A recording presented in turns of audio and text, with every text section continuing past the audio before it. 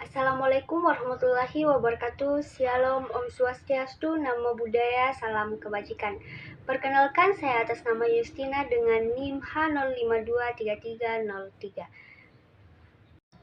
Pertanyaan yang pertama yaitu, menurut kamu, apa strategi terbaik dalam pembelajaran kelas rangkap dan mengapa kamu memilih strategi itu? Menurut saya, strategi terbaik dalam pembelajaran kelas rangkap adalah strategi pembelajaran berbasis kelompok dengan metode kolaboratif. Strategi ini memungkinkan guru untuk membagi siswa dari berbagai tingkat kelas ke dalam kelompok kecil, berdasarkan kemampuan atau tema pembelajaran. Guru dapat memberikan tugas yang sesuai untuk setiap kelompok sehingga semua siswa dapat belajar secara aktif dan mandiri. Saya memilih alasan ini karena efisiensi waktu. Dalam kelas rangkap, guru harus mengelola siswa dari 2 atau lebih tingkat kelas dalam waktu yang sama. Strategi ini mempermudah mengelola waktu karena siswa dapat belajar secara mandiri dalam kelompok mereka. Yang kedua itu meningkatkan keterampilan kolaborasi dengan bekerja dalam kelompok. Siswa belajar untuk saling membantu, berkomunikasi, dan berbagi pengetahuan. Ini juga membangun hubungan sosial yang lebih baik di antara siswa.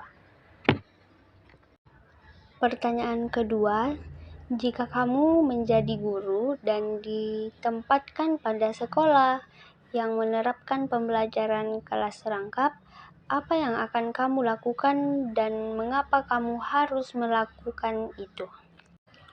Jadi, saya menggunakan beberapa langkah-langkah. Yang pertama, perencanaan pembelajaran yang efektif. Yang kedua, menggunakan metode pembelajaran aktif dan mandiri. Ketiga, memanfaatkan media dan teknologi. Dan yang keempat, menjalin komunikasi dengan siswa dan orang tua. Langkah pertama, perencanaan pembelajaran yang efektif. Mencakup yang pertama, mengintegrasikan kompetensi. Saya akan mengidentifikasikan kompetensi dasar yang relevan dari kelas yang dirangkap dan mencari keterkaitan agar dapat dijadikan secara bersamaan. Contohnya, tema seperti lingkungan bisa diajarkan untuk 2 kelas dengan pendekatan yang berbeda.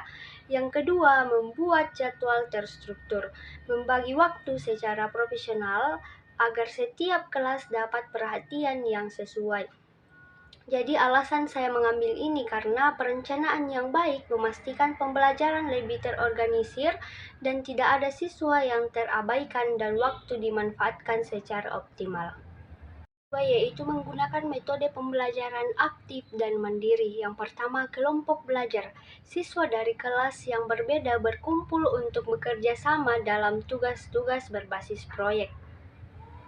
Yang kedua, pemberian tugas mandiri. Saat fokus pada satu kelompok, siswa dari kelompok lain diberikan tugas yang merangsang kemandirian. Alasan saya memilih ini karena metode ini memungkinkan saya mengelola 2 kelas sekaligus tanpa kehilangan fokus serta melatih siswa untuk belajar secara mandiri. Langkah ketiga yaitu memanfaatkan media dan teknologi. Mencakup yang pertama, media belajar interaktif, menggunakan alat seperti video pembelajaran, permainan edukatif, atau bahan cetak yang menarik. Yang kedua, pendekatan digital. Jika ada akses teknologi, saya akan memanfaatkan perangkat seperti tablet atau komputer untuk mendukung pembelajaran. Alasan saya memilih karena media dan teknologi dapat membantu saya menyampaikan materi kepada 2 kelas sekaligus dengan cara yang menarik dan efisien. Langkah yang keempat atau langkah yang terakhir yaitu menjalin komunikasi dengan siswa dan orang tua. Mencakup yang pertama, diskusi rutin, mengajak siswa berbicara tentang kendala yang mereka hadapi.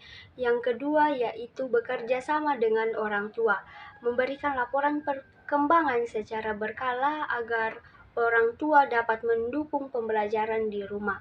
Alasan saya yaitu komunikasi yang baik dapat menciptakan suasana belajar yang kondusif dan mendukung tercapainya tujuan pembelajaran.